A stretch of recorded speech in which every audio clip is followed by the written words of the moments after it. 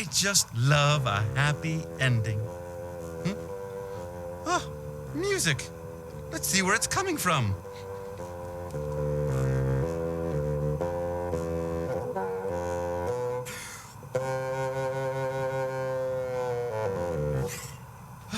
Bird, what are you doing?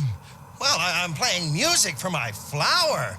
It's step 5 in raising a beautiful purple and pink happy-ola flower. Step 5, playing music. Well then, Bird, can I help? Well, of course you can, Cap. Here's looking at you, Bud. Hit it, Birdie! First day of school, my teacher said, "Why don't you draw a picture for your parents?"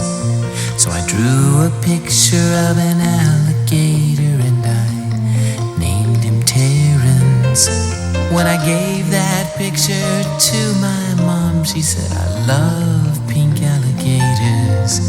Then she bought some magnets and she put my picture on the refrigerator. And she said she put it there so that everyone would see how much she liked my picture and how proud she is of me.